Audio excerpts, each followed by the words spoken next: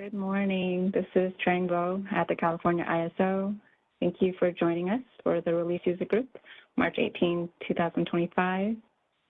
This call and webinar will be recorded and made available for a limited time. The presentation and the recording will be made available after the meeting, so by tomorrow. All right, so we'll go ahead and jump in. We'll start with our release plan summary slide, but before we jump into the projects, I wanted to give a brief update on some of the production activities that we've discussed since the last release user group and technical user group. So there are 3 production changes that aren't on the slide that I wanted to provide an update on. One is the production web service full cutover to the new certificates. So we've had a couple of dry runs and tests for the certificate SOAR verification, and the last one was completed yesterday. So today we are on track for the full certificate cutover for production web services at 14:05 Pacific. You should have seen corresponding communication go out for that. So if there are any questions, then please do reach out to us and let us know. And also, so that is for ws.prod, and then we also have the api.kyso similar change that is planned for April 4th, and that impacts WebLine R and WebWheel. And then as an extension or related to that topic, so we have the OASIS technology change that most notably changes the URL from HTTP to HTTPS for OASIS, although we will have a redirect to HTTP. So that change is targeted for March 25th. And then the CMRI technology change is planned for March 27, and there should be no impact there. So those are the 3 technology infrastructure related changes that I wanted to bring up now. So if there are any questions, please let me know. Otherwise, I'll continue to provide updates in the next release user group and technical user group. All right. So let's move on to the project implementation. So we have the release plan summary. It's been resorted a little bit for Independent 2025 to show the proper sequence as of of the target dates as of today. So we have the FERC order 2023 generator interconnection lifecycle release 2.2. So that actually took place this morning, and it should be wrapped up as of now. Then we have CPM enhancements track 1, effective April 1st.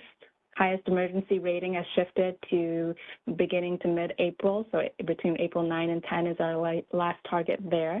And then for CRR system upgrade, that full cutover is planned for the end of April. We have a subsequent release 2.3 for FERC order 2023 for the GRIP tool, and that is planned for May. Then we have hybrid resources phase 2C for RIMS, most notably the shapefiles. That's now targeted for May. And then we have FERC 881 track 2 planned for July. And so most notably, that's the WebLine R release and availability and production as of July of this year. And then we have another final release for FERC order 2023, release 2.4, that's planned for Q4 of this year. And then unwarranted storage bid cost recovery is still in the queue. We are working on baselining the schedule for that. So that is in the Independent 2025 release section, but the date is TBD. For fall 2025 release, we have subscriber participating transmission owner model, so planned for our traditional October 1st fall activation, as well as transmission exchange agreement with that full activation, also planned for our traditional fall release, October 1st. No changes to spring 2026 release. We have DAME and EDAM, and then the EDAM ISO-BA participation rules, and then the EDAM onboarding, and then our WEIM onboarding. Okay, for future releases, those ones still have schedules and timelines that are being determined, so we'll leave those in the queue for now as we work through the scheduling of those initiatives, and then we'll provide additional updates as we know more. All right. I'm going to go to the stakeholder comment summary here. So the open comment periods I want to draw your attention to are the unwarranted storage BCR, and that, it should not say ETA, that is actually published, and the comment period goes through the March 19th. So the comment period is open for that BRS for US BCR, so please submit any questions or comments there through the commenting tool. And then for EDAM version 1.4, that BRS was published on March 13, and that comment period is open a little bit longer than usual just because of the nature of that implementation as well as the amount of changes that it has. So that comment period is open through April 11, 2025. Okay, and Adam is on to walk us through the summary of the EDAM BRS 1.4 changes today, and so that should help guide your review and advise your review a little bit further, and then we do look forward to any comments via the commenting tool on EDAM BRS 1.4. So without further ado, I will hand it over to Adam. He has 2 slides that, or actually, let me walk through the project update for EDAM specifically, and then I'll hand it over to Adam. Sorry, Adam. All right, so we have the scope here for EDAM that we're familiar with, and then for the milestones, we have BRS 1.4, as I mentioned, that's published as of March 13, and that has almost a month comment period open ending April 11th. And then for the tech specs, although it's not highlighted here, I'll update the presentation. We do have a revision to the master file tech spec, so please refer to the dev site for a revision of the master file tech spec that we did present in the TUG last week as well. For BPMs, the PRRs will be aligned for EDAM, DAME, and the EDAM ISO BAA participation rules, and those are all planned by July 1st. For those PRRs, so please continue to review the BPS that's out there if you haven't seen that already, and then look for the PRRs coming in. So there might be some PRRs prior to July 1st, but July 1st is the deadline for all of the PRRs to be provided to help aid in the execution of the market simulation planned to start in June. All right, so I'll go on to Adam's slides now. So he's got 2 slides that he can walk us through. So Adam, please go ahead. Okay, can you hear me? Yes, thank you. All right, thanks. Good morning, everyone. I'm going to provide an overview of the update to the EDAM BRS. This is version 1.4. This is published on the release planning site and also linked in the policy page with the commenting tool. So recommend using that commenting tool. I believe that's open for a month or so now to submit your questions, comments, feedback. I can take kind of high-level questions today, but I would encourage you to use the commenting tool for more detailed, questions about the content. So there are a few main pieces here. There's, of course, as you'll see on the next slide, some sort of, more clarification updates throughout. But the big changes here, this first one, is all the transfer system resource or TSR model requirements. This includes quite a few new requirements, mostly in cyber, as you'll see 29 new cyber requirements, as well as master file and settlements, a bit in the market and reporting to support it. There's also a new appendix with a glossary of terms that are used in these TSR requirements.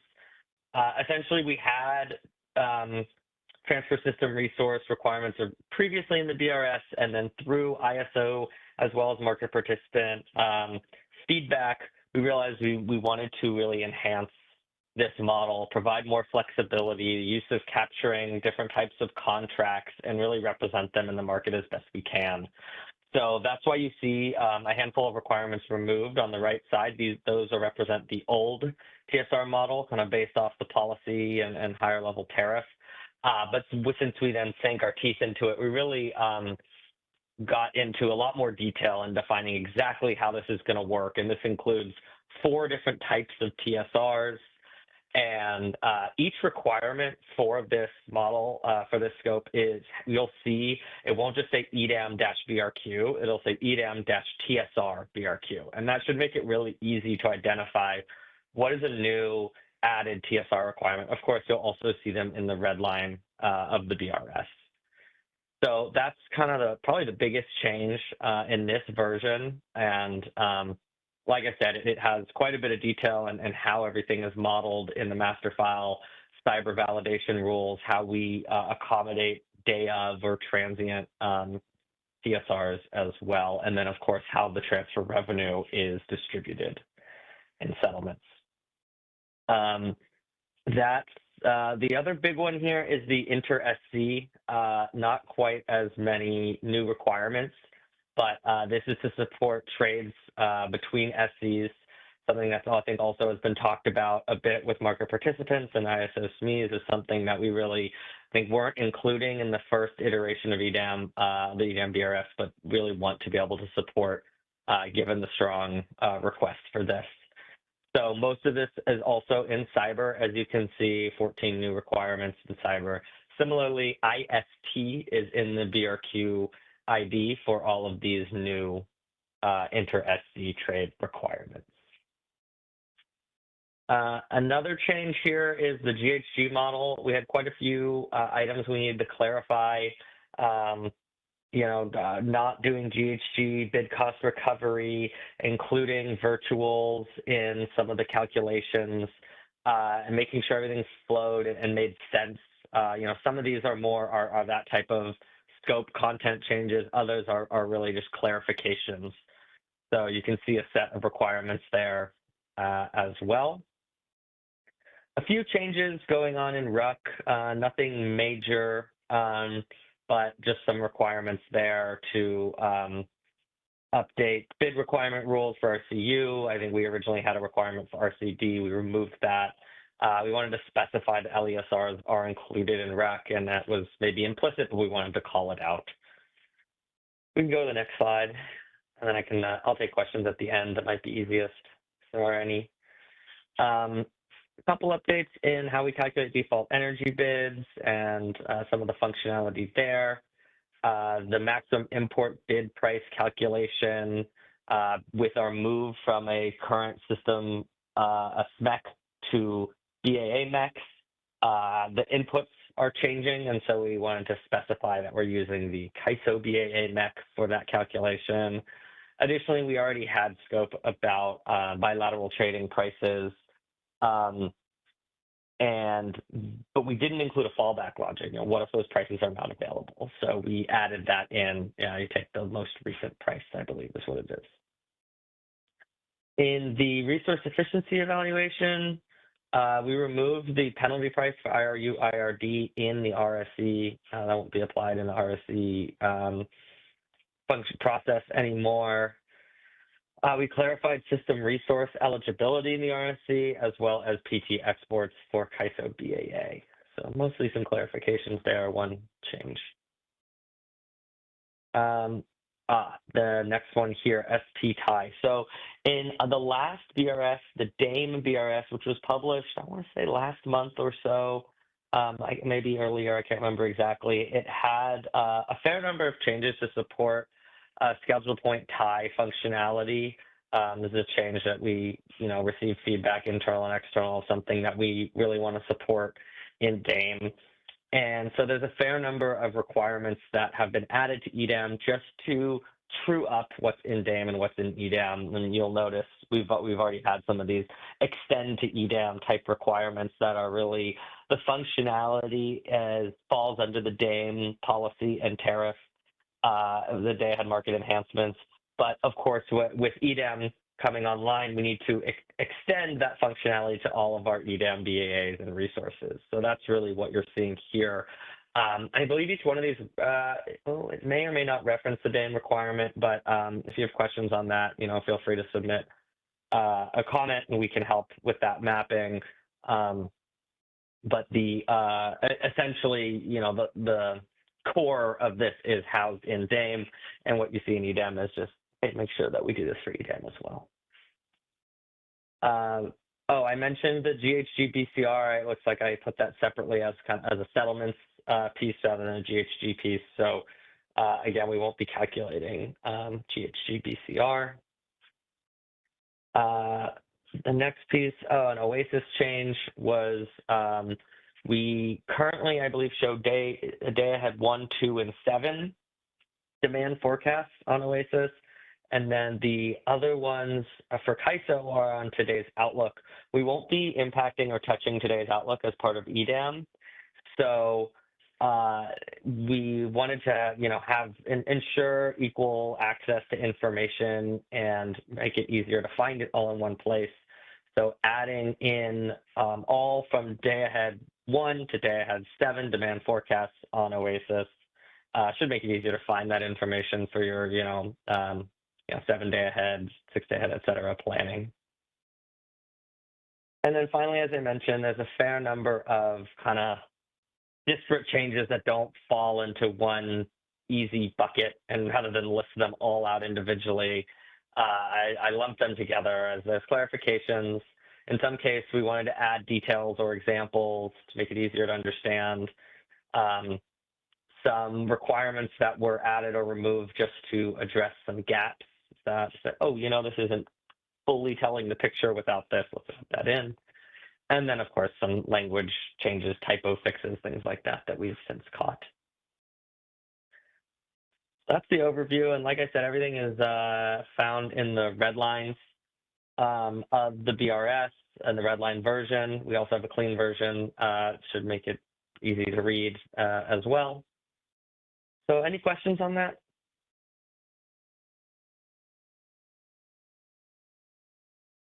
Thank you, Adam. I don't see any hands raised, and I don't see any comments regarding this BRS in the chat.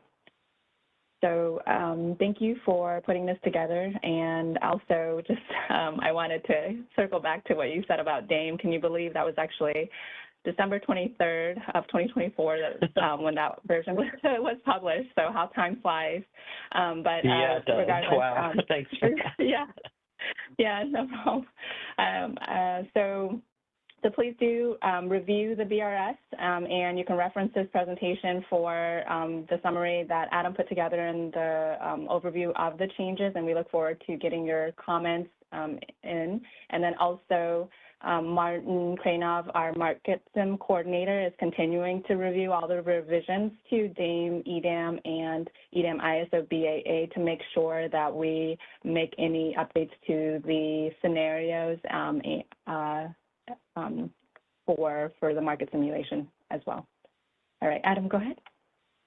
Yeah, I just wanted to add real quick, thanks, Trang, that I know it's a bit of a paradigm shift to be using the commenting tool instead of City, but we really do request that you use that so we have a one-stop shop. It's easier for us to manage those questions and comments in the tool rather than City. So really hoping that you guys can all get comfortable with that tool. Let us know if you have problems or questions. We're still, it's still a new change for us as well. But really appreciate you all working with us to shift that where we house that information. Thanks, Adam. Well said. Okay, so we do have a hand raised from Dan Williams. So please go ahead when you're ready. Thanks, Trang. Hey, Adam. This is Dan Williams from the Energy Authority. I apologize if I missed this when you were first introducing it, but when I go to the EDAM stakeholder initiative, and click through the BRS that's posted there, I'm getting to V1.4 that's marked as December 23rd. I think there may be some, either I'm clicking the wrong thing and there's some broken links in there. Maybe I'm clicking through to the day ahead market enhancements and not the EDAM BRS. I just wanted to check the initiative. I think that was the. Sorry, I think that was. Yeah, go ahead, Shane. Yeah, I just did confirm what Dan Williams said. So on the policy page, it does go to the DAME BRS. So Dan, if you can go to the direct links on the release, so either you can go to the release planning page and navigate there. Otherwise, in the chat, I'll resend the links that I sent earlier. And you can review those BRSs, and we'll update the policy page pointer to go to these. So let me know if you can. Yeah, I'll fix that right now. Yep. Thank you for pointing that out. I'm not sure how those wires got crossed. Really appreciate you pointing that out, Dan. I'll make that change ASAP.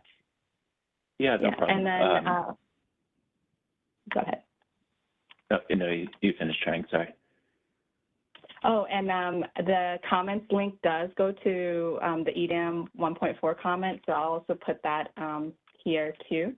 But that, at least that pointer is correct. So thanks, Dan, for bringing it up. Go ahead, Dan. And then I know this is a separate process, but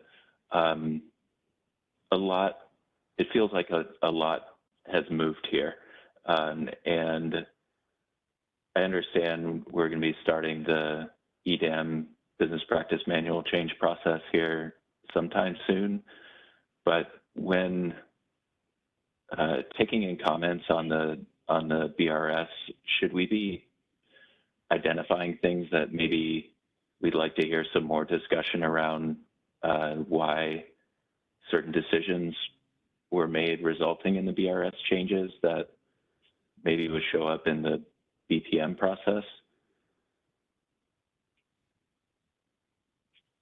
Yeah, I think that is appropriate to submit questions like that, and we can work to provide the best answers possible. So I think totally fine to ask questions, kind of looking for justification. The more you explain kind of what you're looking for and why, I think the easier for us to provide the best answer. But yeah, no problem.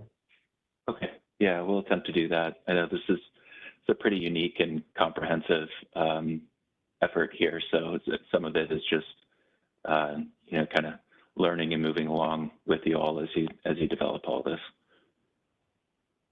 Yeah, exactly. And we appreciate you working with us on it all, recognizing, like you said, it's a big effort and a lot to track for everyone. Okay. Well, thank you for all the effort that went in, for the extra links there, and we'll do our best to absorb it and provide some comments. Yeah, thank you. Right. Thanks, Dan. Thanks, Adam. Okay, and I don't see, I see Chenyu has her hand raised and then it went down. So Chenyu, did you have, go ahead and unmute your line. Yeah, good morning. This is Chenyu from PG&E. Sorry, this is not quite related to the EDAM BRS review. I think earlier when I saw the storage PCR, the comment is due tomorrow. I just want to maybe ask HESO if you can extend it for a week, because we haven't fully reviewed that BRS yet, and tomorrow just too soon. Okay, I'll review that with the team and see if we can get that extended, and then we'll communicate that out. Sounds good. Thank you. And just to confirm, the EDAM 1.4 comment, it's due April 14 or something like that, right? It's 11. Yeah, April 11. Yeah. Okay. Thank you. Okay. Thank you. Okay. And Chenyu, you still have your hand up, so if you want to put it down for now, then that'd be great. And then we'll move on. Okay, great. So thanks again, Adam. I will continue through briefly over the rest of the presentation highlighting changes. So we'll continue on. And then I do see discussion about CRR in the chat, and we can cover those when we get to the CRR section. Okay, so we're going to resume from the beginning. So independent 2025 releases, and I'll just call out some highlights here. So release 2.2 went in this morning, and then release 3 is planned for mid-May, and release 4 is planned for 2025. Yeah, okay, all right. Any questions on for 2023? Okay. for CPM enhancements, track 1, so the update here, actually there are no updates here. The PRR was already published. Production is planned for April 1st. Actually, I do want to mention a couple of things. One is that we did receive some questions, and so we are reviewing those, and I think we have an immediate response for one of the questions that was submitted that will update the city after the meeting. And then another clarification here and reminder is that you do not see a market simulation for CPM enhancements track 1. This has been assessed and evaluated by the team and determined to not need a market simulation, as the customer action that's going to be needed is going to be to verify contact information, and we feel like that can be done without market simulation. However, the code changes, which mostly our backend code changes, are in MapStage Sierra as of now. So you can feel free to access MapStage Sierra to take a look, but we do not have a market simulation. But as part of our normal patch and release management processes, we did move the code into the MapStage environment. Okay. Any questions or comments on CPM enhancements track 1? All right.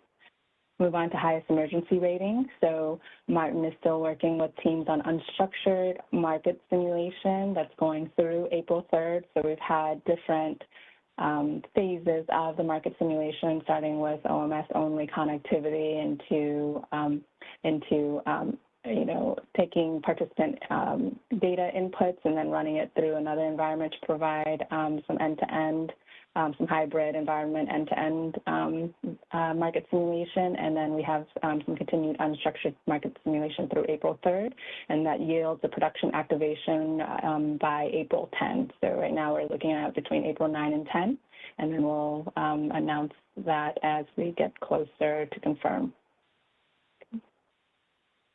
All right. For hybrid resources 2C RIMS, we have some schedule changes here. So I'll go to the milestones. Oh, sorry. It's a little bit out of order, so I'm going to go to hybrid 2C RIMS, and then I will go back to CRR. So for hybrid resources 2C for RIMS, the training did take place on March 5, and then the market simulation is now tentatively planned for April, with a production activation now tentatively planned for May. Okay. And we have some additional reference materials here for hybrid resources phase 2C with additional materials that you can review, and then some guidance on user action. And then this slide has been updated to just reflect the updated market simulation and training dates for April and May, respectively. I'm going to go backwards to go to CRR. Okay, so for CRR, we have the next customer partnership group on the 20th at 3 o'clock Pacific time. We do have at 1 o'clock the CRR market simulation call on Thursday, and then we have at 2 o'clock general market simulation call, and then at 3 o'clock will be the customer partnership group for CRR. We did complete week 3 of the market simulation since the last release user group update, and then for the unstructured market simulation, week 4, that's in progress right now, and then we will wrap up week 5 next week. And then there's been a lot of communication and outreach for the production hard cutover readiness acknowledgement, and just a reminder that hard cutover to the new CRR system will be April 28th through April 30. And then Martin has been providing updates on the MapStage CRR availability. Looks like it's MapStage CRR was down, and now it is back available. So please, if you were having issues with MapStage CRR, give it another try now, and then just reach out to the Market Sim team if you have any other issues. Any questions or comments on this one? All right. Let's get past hybrid resources and go to FERC 881. So there are no changes to this slide. What we have upcoming is a BRS for track 2 updates. That's still planned for middle of March this year. And then the market simulation for WebLine R is still in progress with the UI only at this point. And then the API will be made available in MapStage in April. For production, our next milestone is track 2, which is the WebLine R availability in production. So I'll go to the summary slide here, which is just gives you a little bit more detail about what the current tracks are. And then for track 2, the limited market simulation details are there. And then again, for April 2025 is when the full market simulation is planned, which will introduce the B2B APIs for WebLine R, right? And then we have an updated timeline here as of yesterday. And so this reflects all of those activities, and you can see that upcoming, so we have April for the APIs and unstructured testing for WebLine R in MapStage, and then by April 15 is when we plan to have the response from FERC. That's when we've requested a response for. And then by June 30 is when WebLine R will go to production and be available. And then we have the FERC implementation compliance date, July 12th. Right. And so I will just skip through some of the supporting information that we have for 881. We continue to leave that in there for reference, but there are no changes to those slides. Okay, unwarranted storage, BCR. So the BRS was available since March 7. And this comment period is up and through tomorrow, but we will take a look at at extending that comment period and communicate that out. For the BPMs, we do have a market operations PRR that will be forthcoming. And then there will be a market simulation planned. And then for the production, we're still working through, again, defining the schedule for when the code will go into production. But one certainty is that production will be retroactive to December 1st, 2024. Okay. Any other comments on this? All right. Move on to fall 2025 release. I'm just going to go through these really quick because there are no updates on these two. But first, I'll stop and take Alina's comment or question. Go ahead. Hi, Trang, Elena from PG&E. Just a quick question. As you mentioned on the second slide of this presentation, that unwarranted storage bid cost recovery comment period due is tomorrow, right? But on the release page, I am not able to see the commenting tool or the commenting tool section for USBCR. So can you just tell me where should I be exactly seeing this tool on the release page? Yeah, sure. So what I will do is, give me one moment here. Yeah.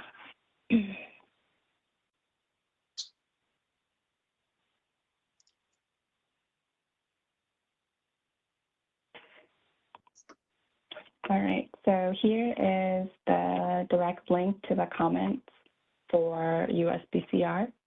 And then I will take a look at the release planning page, and then I will make sure that it is there. Okay, but for now, you can access that link. And as I mentioned, I'll look into extending that period through at least the next week. Okay. All right, thanks, Alina. Okay, so for subscriber PTO, we don't have a significant, or we don't have changes to this now. Again, this is planned for fall 2025 release, but we're still working on getting the details to build out that full schedule. But the dates that you see here are milestone dates based on a typical fall release implementation. And then for transmission exchange agreement, here we do plan a market simulation with WAPA in July, and then the transmission exchange agreement full activation in October. So we are working with WAPA on other testing that they are doing in MapStage, but for the milestones here, this indicates activities, market simulation production related to the entirety of the requirements here, including the WAPA engagement with their partners. All right. And then on to spring 2026. So we have a timeline here that I went through at the last rug to go over the different phases. And then we have the training here. So our next training, our first training activity will be June 2025 for train the trainer sessions. And then you can see the other updates there for the implementation, market simulation trainings, and then some refreshers. Okay. Okay, for settlements, the next milestone to expect here is going to be April 29th for the config output file. And then any revisions to the tech docs and then the charge code matrix as well. And then on to day ahead market enhancements. So for this one, again, the BRS 1.4 was posted in December. Settlements activities align with that summary settlement slide that I just went over. So for tech specs, I also wanted to call out here, and I will update this before we post it, that there was also a CMRI tech spec update for DAME. And so that was presented in the last technical user group and is available on the dev site. So basically, we are including the market product type for the default availability curve services, okay? And then for BPMs, we did have earlier dates for some of these PRRs as of April 25th, 2025. However, I've just aligned the BPM dates to match the EDAM. So by July 1st is when we plan to have all of the PRRs published. And again, some may come sooner, but July 1st is our target deadline to post all the PRRs for these 3 spring 2026 release projects. And then also there is one PRR that's added here, the SC certification and termination. So that one is available as of January 31st. So we did have one PRR related to DAME that was published already. Okay. No other changes here. I'll go on to, I'll go quickly through the configurable parameter working group. So no changes to those slides. Our next engagement will be the August kickoff for that effort. So on to EDAM ISO-BA participation rules. So for this, the BPMs again align with the DAME and EDAM implementation. Those will all share that. And then also the settlements update that we provided also applies to EDAM ISO-BA participation rules as well, with the April 29th milestone being the next one for settlements. All right.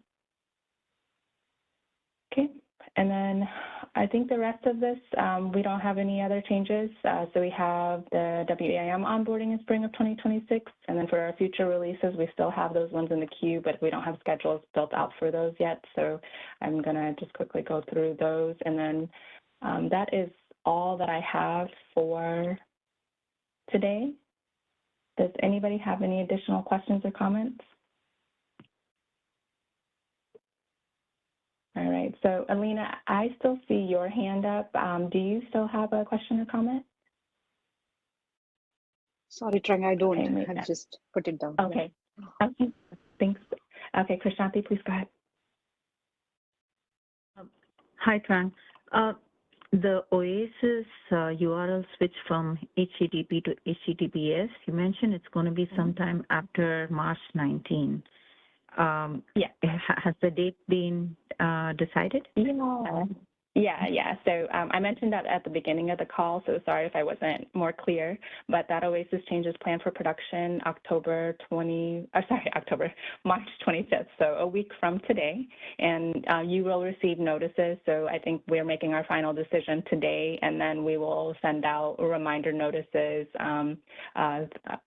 before the 25th, but it is planned for the 25th, and then the CMRI changes, which are less impactful, will be planned for next Thursday, the 27th. Perfect. Thank you. Thank you so much, Trang. Okay, thanks, Chris. All right, can you please unmute your line and go ahead? Yeah, thank you, Trang.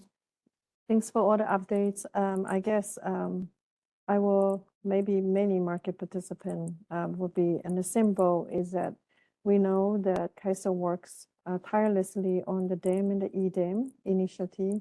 And is there any progress or internal progress or anything that you would like to share? Yeah, I think in general, we have the code, we're doing our testing, and that's tracking well to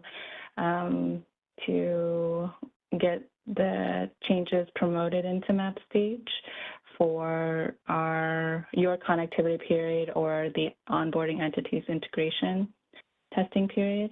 I think the one clarification that I just wanted to remind folks is that for the parallel operations activity that is shown on the timeline and is happening after market simulation, we did clarify that that's going to be expanded to include not only the onboarding PacifiCore entity as an EDAM, but also the ISO as an EDAM. So there's going to be broader participation opportunities in the stage environment for parallel operations, and we'll reflect our plans. We'll have our plans for parallel operations reflect that. And I think that our effort now is in parallel with some of the testing that we're doing, some of the functional testing that we're doing, is to also start doing the build out in MapStage. So what I plan to do is to provide the overview and availability of functionality and interfaces for this release for DAME, EDAM, and EDAM ISO BAA as I have in the past, just so that there's an understanding of, again, what systems, what interfaces, and what data is available in MapStage for connectivity/integration testing as we get a little bit closer to starting that in June. So that's all I have to share. I don't think it's a lot of new information, but just our plans on kind of doing our due diligence to be as prepared as possible and to prepare you and provide clear information ahead of the start of these MapStage activities. Right. Thank you. This information. It's really comfort to hear progressing well, because I think that it's always in the question mark in our mind, that how is CAISO doing towards all the big changes. And if I think I catch something you say there, in June, you're going to communicate what system, what data will be available. So are we going to have a phased approach? I mean, or during the market sim window? Do we foresee this is all going to be ready on day one as of September 2nd, or it's going to be partially ready in the beginning of September and then partially ready in October? So just want to kind of have an idea on that. So yes, I'm glad you picked up on that. So I'm sorry for all the scrolling and jumping around. So the intent for 6.1 in MapStage is, again, I just want to reiterate, that's the EDAM onboarding integration testing, as well as, what we typically understand as a traditional market simulation connectivity period. So the expectation at that time, starting 6.1 in MapStage, is that all of the code for DAME, EDAM, and EDAM ISO BAA are in MapStage. And again, they're not vetted for quality yet, and there may not be data flowing, and so that is our goal and expectation, is all of the functionality, all of the interfaces are in there by 6.1 to have a long and robust connectivity and integration testing period. And that is also when the ISO will be doing our validation of the scenarios to vet our readiness to start the formal market simulation execution by 9/2. So I don't expect it to be phased. That our goal is to have it all ready by the start of that connectivity/integration period. And then, of course, if there are fixes that are needed, while we're in MapStage and doing our market simulation internal testing, then those will be addressed prior to the market simulation. So, but I think that it's helpful just to have a checkpoint, even, hopefully we meet our goal and have everything available by that start date. And then I think it's good to also have that reference and then just make sure that we communicate and everybody's clear on where we're starting. So. Thank you. This is really helpful. Thank you, Trang. I appreciate, it took the time to entertain my questions. Thank you. Yeah, no, I think sometimes it's helpful to just talk it out loud. So, okay, so Krishanti, why don't you go ahead if you have another comment, and then I'll address Joel's comment. Okay, maybe Krishanti was done. So, okay, sorry. So for Joel. Yeah, Joel, I was done. Oh, sorry, I was okay. done. Sorry, I put my hand down. Sorry. No problem. So Joel has a question for the ISO change of OASIS from HTTP to HTTPS. Again, there will be a redirect. So even if you don't have to make updates on your side to point to HTTPS, if you go to the existing URL with HTTP for OASIS in production, even after the March 25th date, it will reroute you to HTTPS. And again, I just want to reiterate that once we make that change in production, we do encourage customers to take the opportunity to update their OASIS URLs to HTTPS when possible. However, the removal of that redirect is not planned anytime soon. I would say it would be at least a year out that we would be supporting that redirect or that parallel HTTP to HTTPS support. So, Joel, I hope that answers your question. All right, great. Any other questions or comments for today? Okay, thank you all very much. I look forward to talking to you again. Have a great rest of your day. Thank you. Thank you.